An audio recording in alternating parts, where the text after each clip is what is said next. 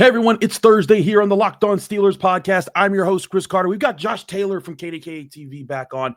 Want to talk about a lot of big picture things. Could 2025 be Tomlin's last year with the moves that they've made? And how linked are Omar Khan and his futures? We'll talk about that, Mike Tomlin's playoff losses, and maybe should Omar Khan change some of his philosophies when it comes to signing players? All here in the Locked On Steelers podcast. Let's get into it.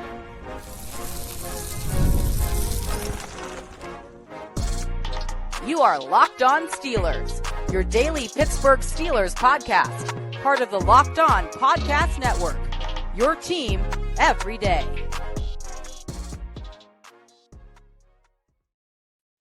Hello and welcome to the Locked On Steelers podcast. I'm your host, Chris Carter, bringing you your daily dose of all things in the Pittsburgh Steelers. As always, you can find the show in your favorite podcasting apps and on YouTube. Like this video if you enjoyed. Subscribe to this YouTube channel to get all of your daily Monday through Friday episodes, as well as our bonus content. We thank you for making us your first listen every day because we're your team every day. And today's episode is brought to you by FanDuel Sportsbook, the number one sportsbook in America. Right now, new customers can get $50 in bonus bets when you get on your first bet of $5 or more. As I said before, joined by the man himself, Josh Taylor. You can see him on KDKA TV, does sports, does Anchor Desk, he does all the news there. Josh, how you doing, man?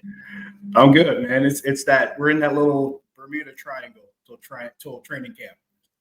You hope nothing crazy is happening between now and then because, I mean, the crazy thing that could have already happened has already happened. But now we're in that point where kind of in that holding pattern. We're just circling, waiting to land until we get to St. Vincent.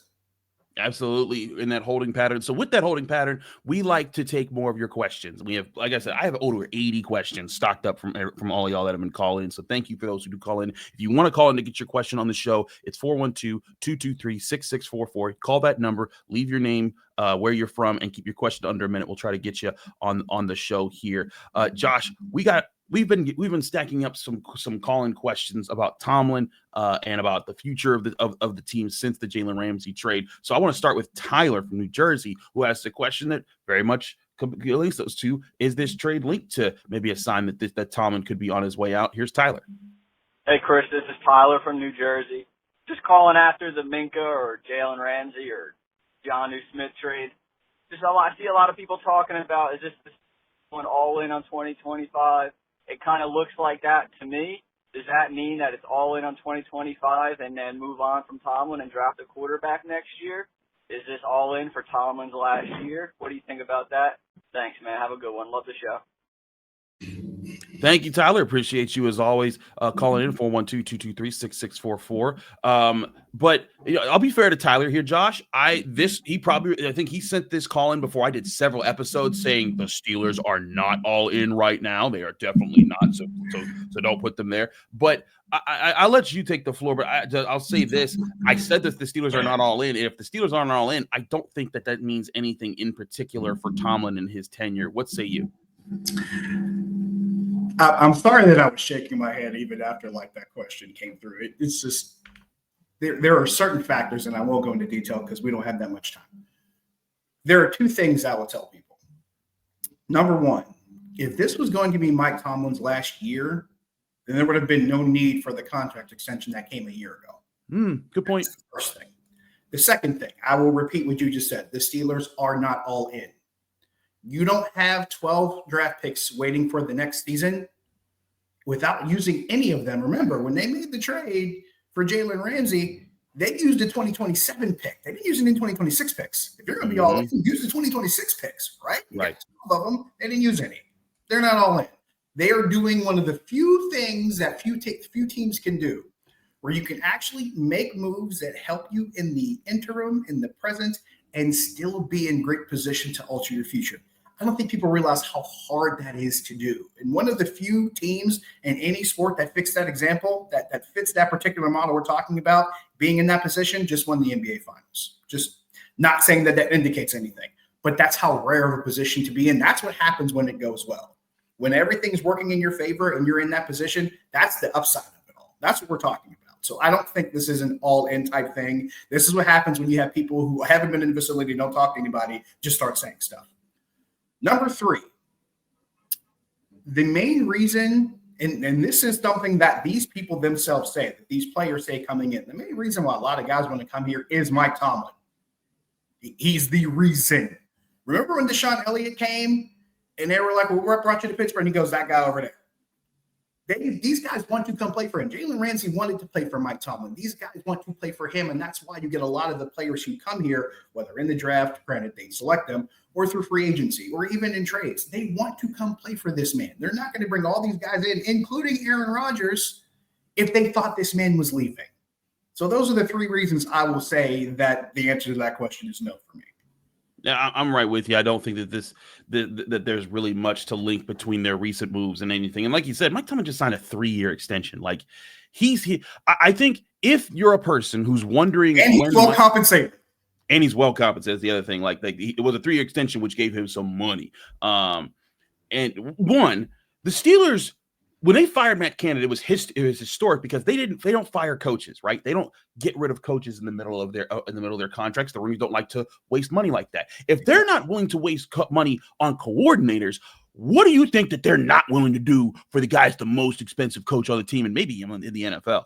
But like, I don't think that there's any chance of that happening. If you're wondering when's the next time that Mike Tomlin might have a chance to be on the outs for the organization, if you're one of those people that just really doesn't like Mike Tomlin and really thinks he needs to go, those talks probably won't happen until you get towards the end of this current contract cycle, and it would require a few things. A, the offensive line didn't develop. B, they haven't gotten their new quarterback. And C, the defense hasn't developed a new nucleus because TJ Watt and Cam Hayward have aged out. If those three things happen, Mike Tomlin will be out the door because they'll probably have a losing season by then because Joey Porter, Keanu Benton, Patrick Queen, Peyton Wilson, Derek Harmon, none of those guys, Deshaun Elliott, Jalen, all these guys didn't work out. None of them formed out. Broderick Jones, Zach Frazier, Troy Faltone, none of that worked. They drafted a quarterback who was bad again.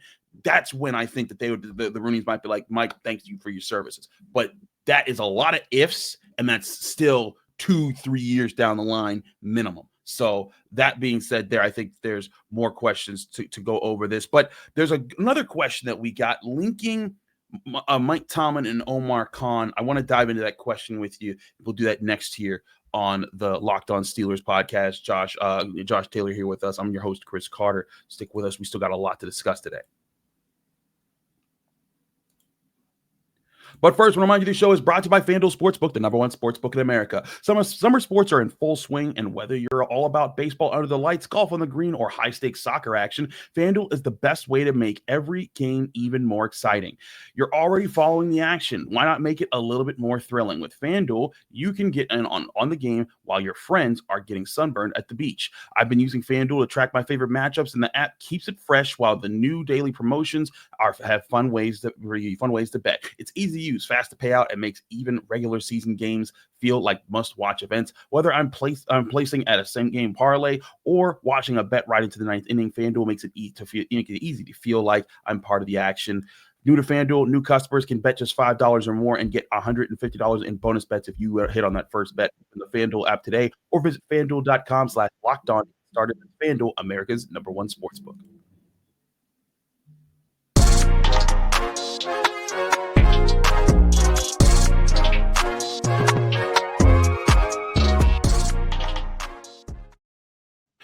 We're back here on the Locked On Steelers podcast. I'm Chris Carter. He's Josh Taylor of KDKA TV. Josh, let's continue taking questions here. I wanted to kind of give us more space to address this one than just the end of a segment. This one kind of talks about Tomlin and Khan together as far as their future. Here's Tim from North Carolina. Hey, Chris. Tim from North Carolina calling in. Love the show. Do a great job every single week, man. Really enjoy listening to this every single day on the way to work and at work sometimes. Wink, wink. So I had a question. I was sitting here listening to the podcast, and this is after all the trades and everything have went down. And I'm just curious. I know Mike Tomlin has somewhat of a up and down love-hate relationship with the fan base, even though he's been an outstanding coach for his entire tenure. He does have his moments just like any coach does. But I was curious about all these moves Omar Khan is making. I know Art, too, has said that, coach can stay as long as he likes. But I'm also partly wondering in the back of my mind, this seems like Omar Khan sort of, when he got the job, had a 5-year plan laid out for AR2. And I also think part of this plan was trying to bolster and kind of freak this roster to be a little bit better to make one last push with Mike T as a coach. I know people really can't see the end in sight, but he is getting up there and only has probably a handful of years left. So I was curious to see if you think that part of these moves that are being made and a lot of this dust being kicked up for the roster has to do with maybe making one final push to try to get Mike T that last Super Bowl. Love the show. I'm always going to listen. I tell other people to listen all the time, Chris. Really enjoy it. Hope to hear from you, and hopefully you can answer my question. Have a good one. Thank you, Tim. Appreciate your question here on the Locked On Steelers podcast. As always, call in like Tim did at 412-223-6644. Leave your name, where you're from. Keep your question under a minute. We try to get your questions answered on the show. Josh, I hear what some of Tim's question was similar to the question we got before from Tyler. Talking about is there a link between these moves and Tomlin? But let's skip past that. I think that there might be an underestimation of just how old Mike Tomlin is in comparison to other coaches in the NFL.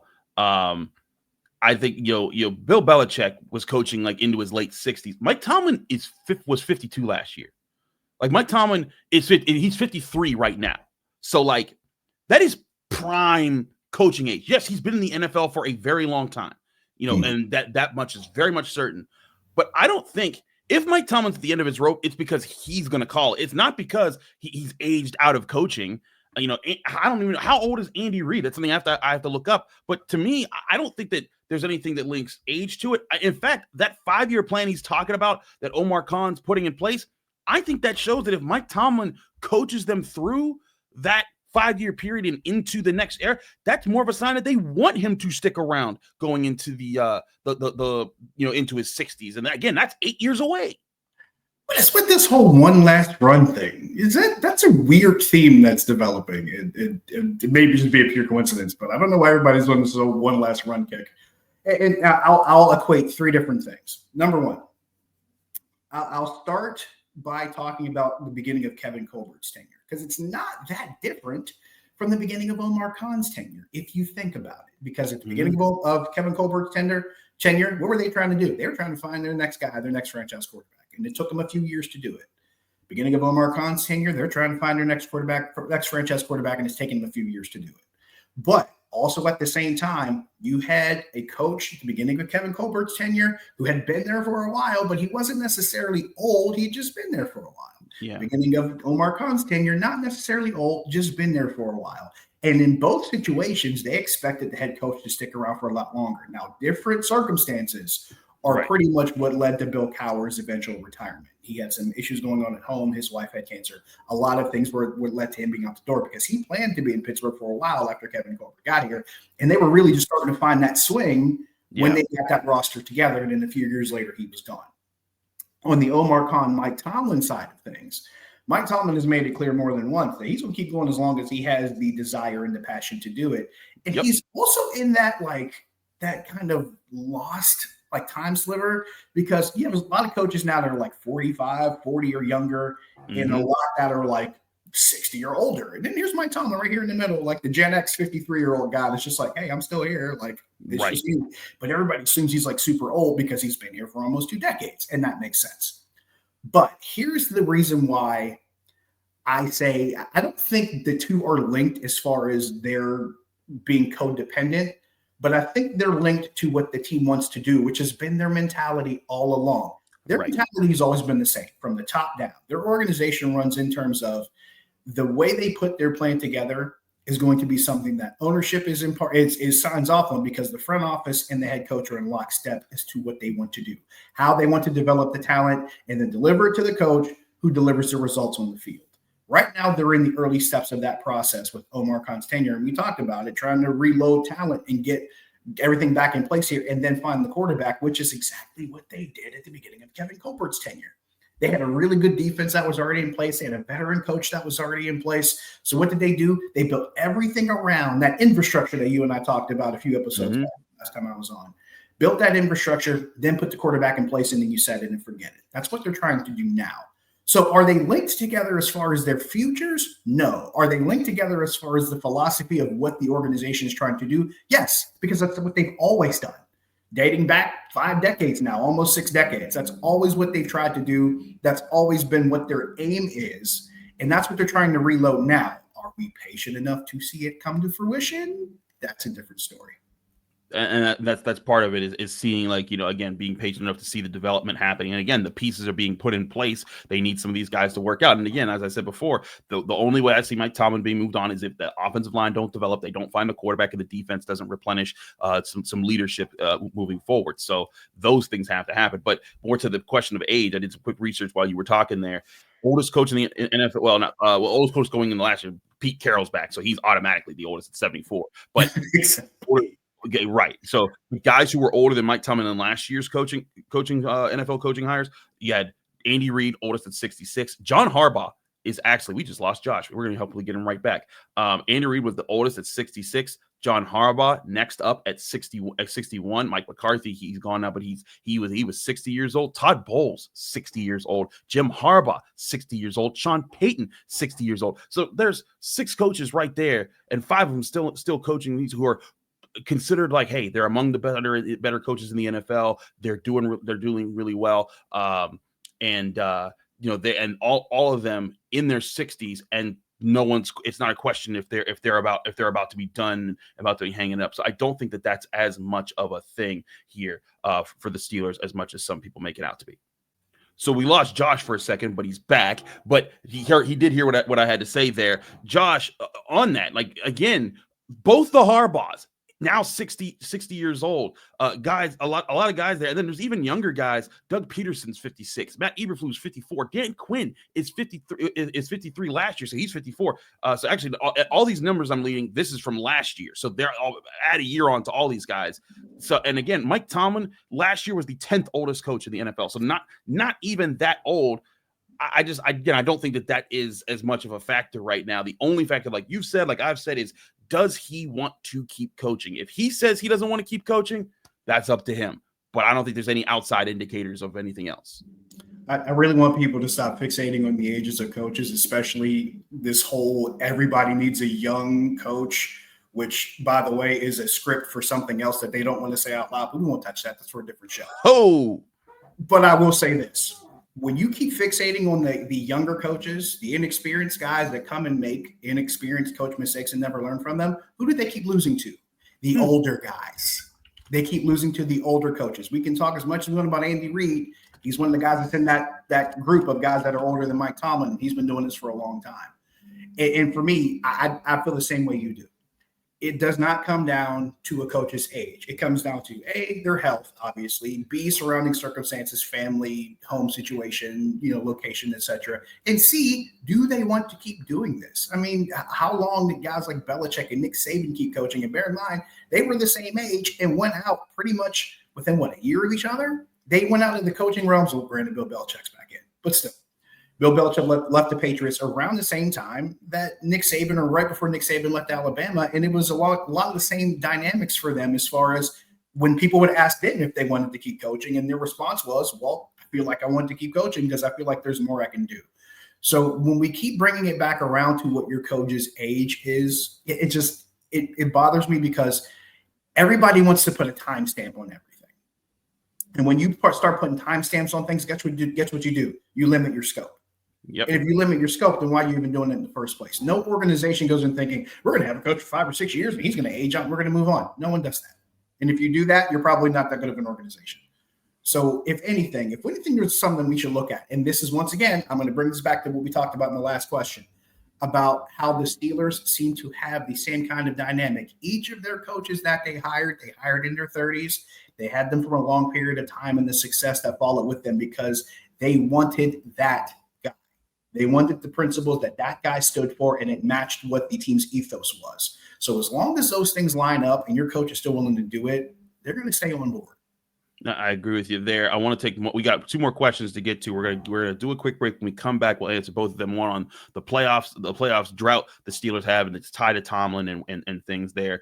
And also we got a question on Omar Khan and his philosophies when it comes to contracts. We'll talk about all that next here on the Locked On Steelers podcast. Chris Carter, Josh Taylor, stick with us. We'll be right back.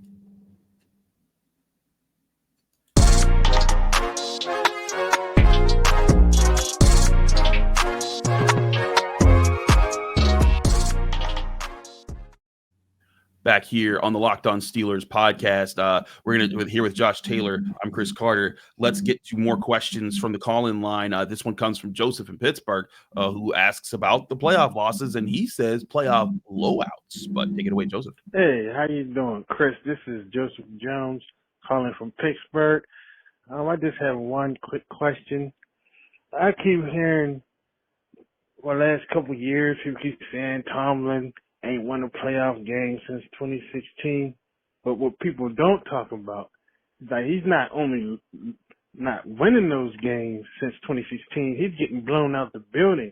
Like, it's not even close. Like, and no one ever talks anything about that. Like, through the years since the Steelers was established, you can name any coach. Cowher, Noel, those guys lost playoff games too, but they wasn't getting blown out the parking lot. Like, I don't understand, but I'm listening for a while. I just want to hear you chime in on this. I was just talking to my brother about this. We always go at it about Steelers. I love the show. Have a good day. Thank you for your question, Joseph. As always, call in 412-223-6644. Leave your name, where you're from. Keep your question under a minute. Josh, I don't know about you, but a blowout to me is at least 20, more like 21 points. Like it's a 3-possession loss.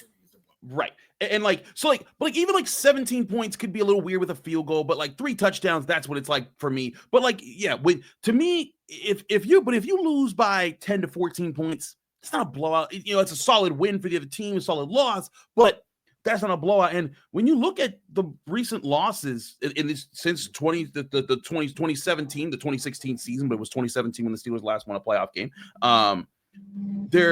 You could say the Patriots lost when they lost to 19 in the AFC Championship. You could say that was a blow. Okay, cool. But they lost by 3 to the Jaguars, not a blowout. They lost by 11 to the Browns, not a blowout. Now, they lost by 21 to the Chiefs. Certainly, that was. They got destroyed. But they have lost by 14 points to the Bills and the Ravens in games where they had a backup quarterback in Mason Rudolph against Josh Allen, an MVP quarterback, and old man Russell Wilson for his prime MVP level Lamar Jackson in both those. And they both lost by 14 points. That Bills game, they were down by 7 in the fourth quarter.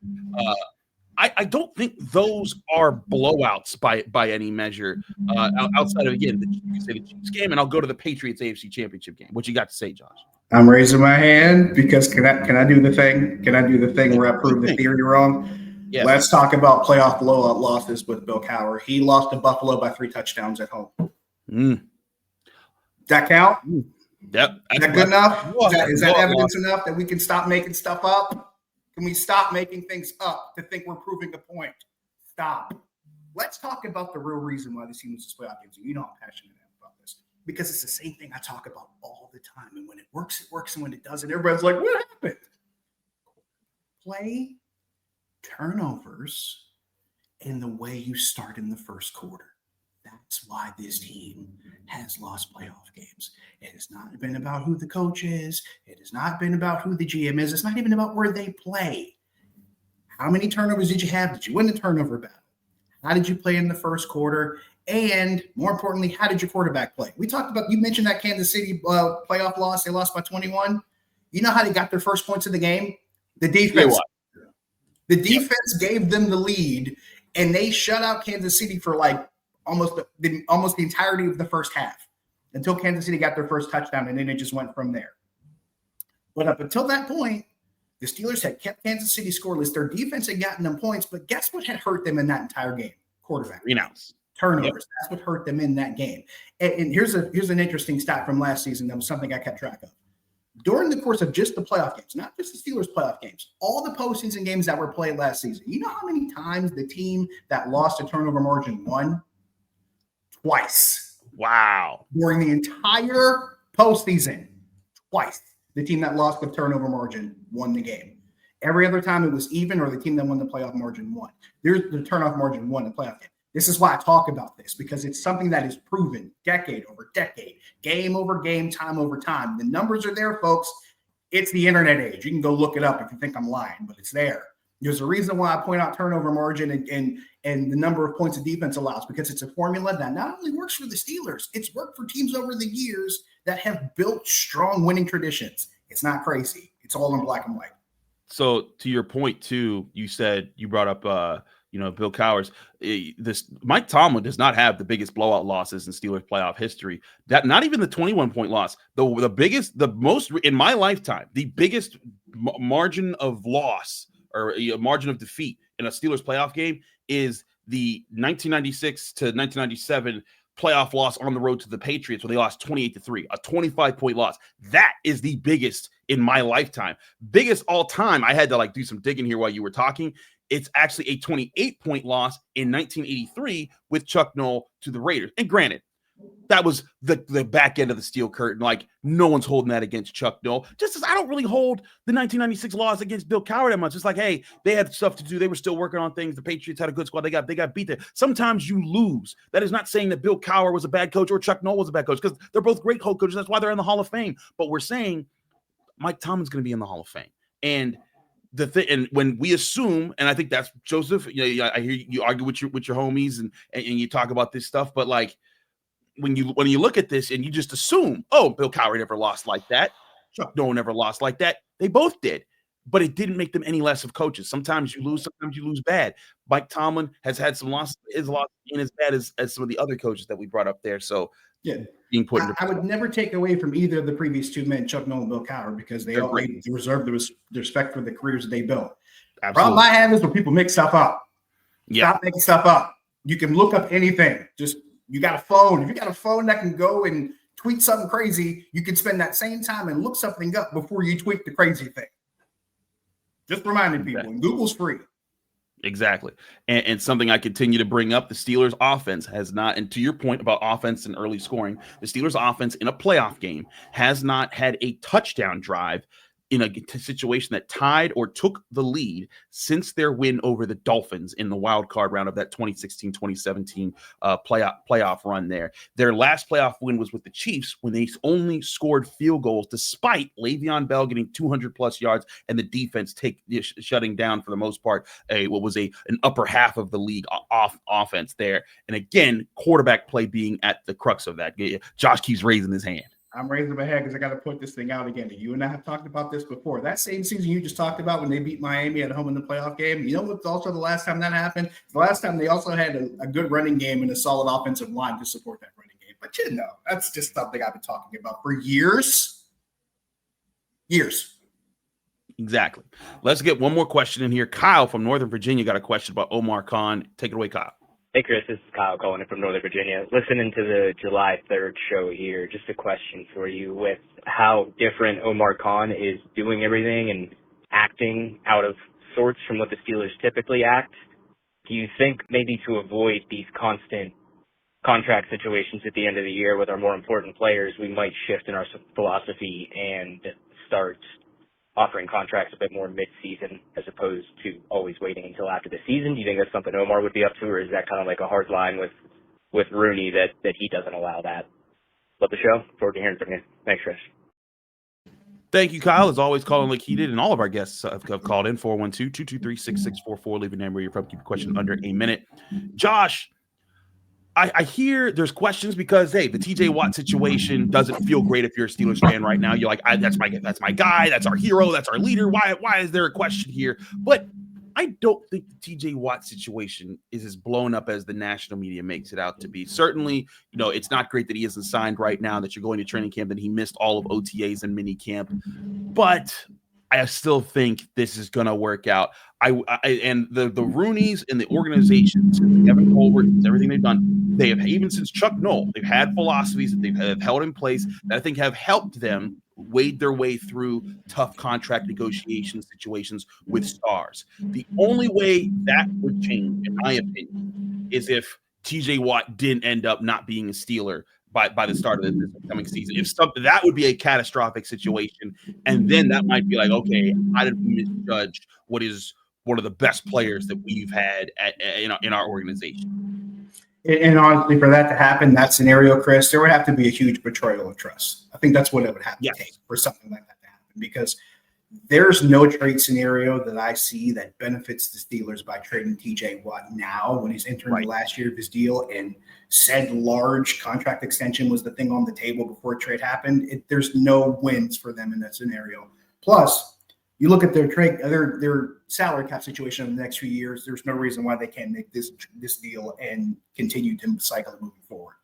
But to the point about Omar Khan, and I'm going to lean on the words of two of your Locked On colleagues. Okay.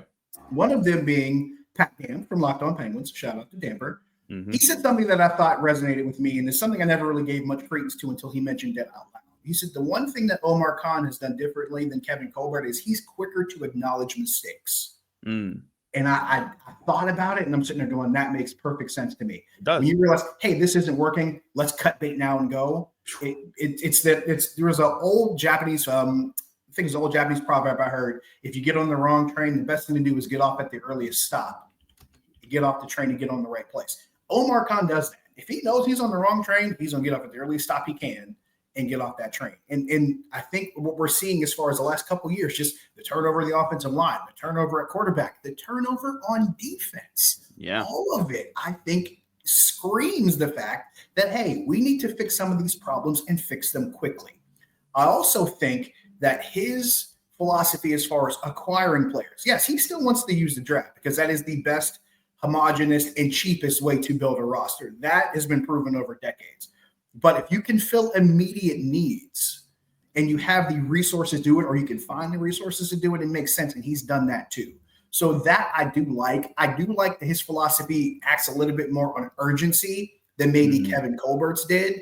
And a lot of it, and let's be honest, a lot of it with Kevin Colbert was because he had a defense that really had grown, was homegrown, and a lot of it was in its age prime, and his quarterback also was in its age prime. So they could afford to be a little bit laissez-faire and kick things down the road until all of a sudden you couldn't anymore. That makes sense to me.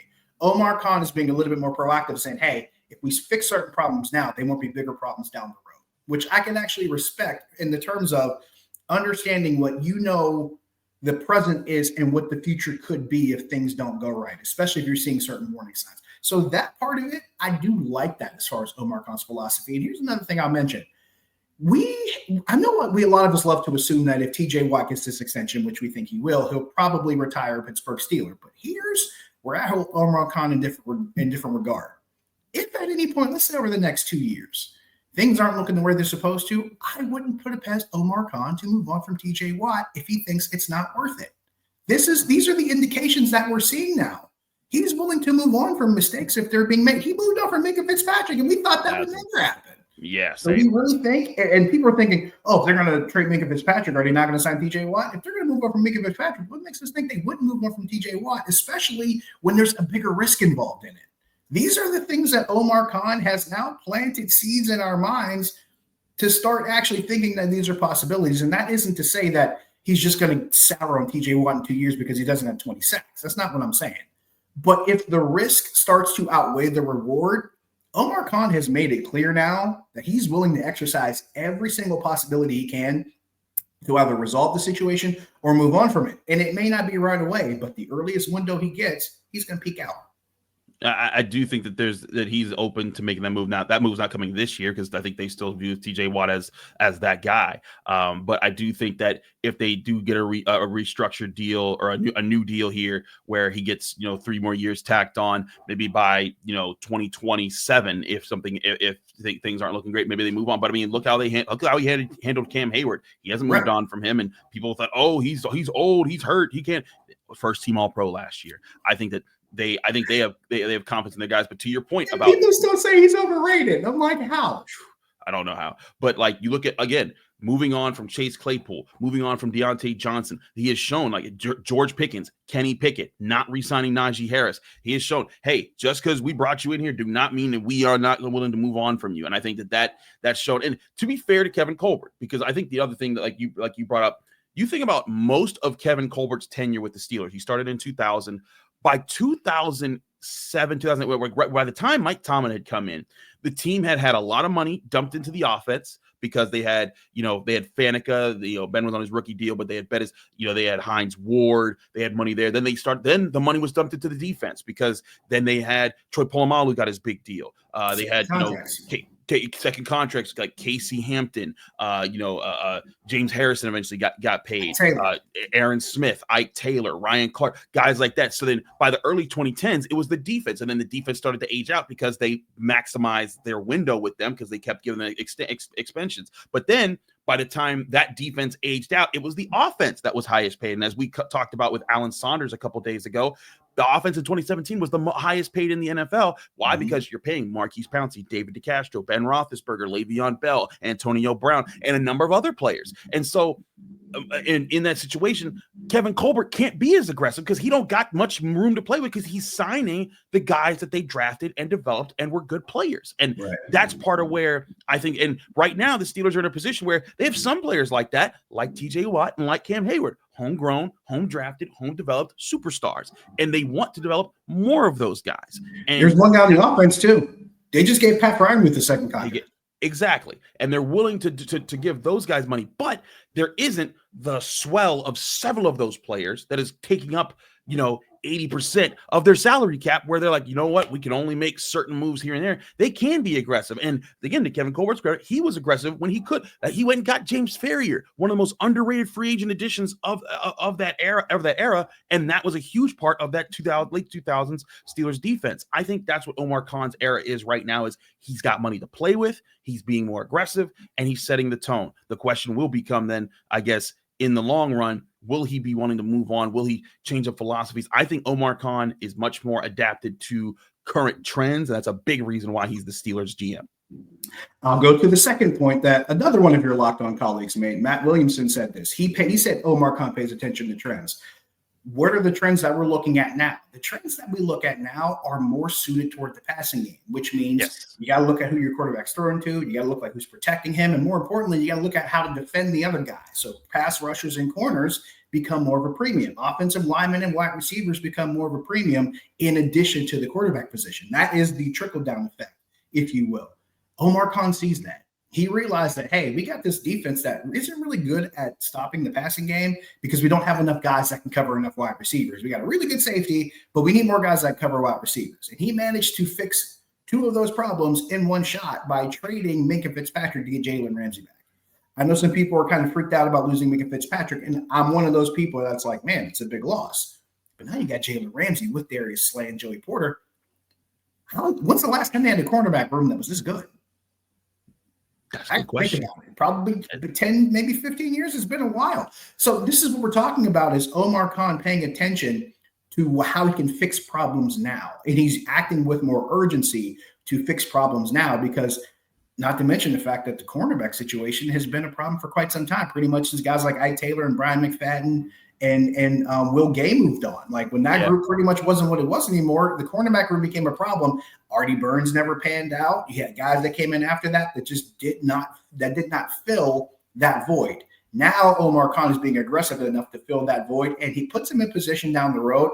Who's to say he doesn't draft a corner in 2026 or 2027? Who's to say that Corey Trice maybe doesn't figure it out in the next couple of years? They're still in position to not only fix problems now, but then maybe have long-term solutions down the road. And that, once again, is what I will tell people is the situation you want to be in. Yeah, I'd say if I was to pick a best cornerback trio in my lifetime, it would be Taylor, McFadden, and Townsend, because they were you could rotate them around. Now, I will say that Hayden, Nelson, and Hilton was some pretty bad boys too in the late 2010s, early 2020s. I was a big fan of that group. I was a huge fan of that group. But I think the first one you mentioned is probably the best that we've seen, at least in my lifetime. I'd have to agree with that. But I was a big fan of the Hayden, Nelson, and Hilton group, because you know me, Mike Hilton playmaker was one of my favorite things to tweet during that time period. Also, was the obligatory "I'm glad Joe Hayden is a Pittsburgh Steelers" tweet. There was that one. Of course. You always ask us questions. I'll ask y'all a question in the comment section. Ken, where do you think, when everything's said and done, where Ramsey, Porter, and Slay will end up as far as cornerback trios in recent Steelers history? Let us know in the YouTube comment section. He's Josh Taylor from KDKA TV. Josh, thanks so much for joining us here. Let people can find you, follow you, get more of your work. Social media, Josh Taylor HD. That is the simplest place. As far as on the broadcast side, KDKA TV news, it could be at 4, it could be at 5, it could be at 6, 7:30, 10, or 11. It could also be at 8 on KDKA Plus. Odds are, if you turn on the screen, you'll find me somewhere. That's usually the best place.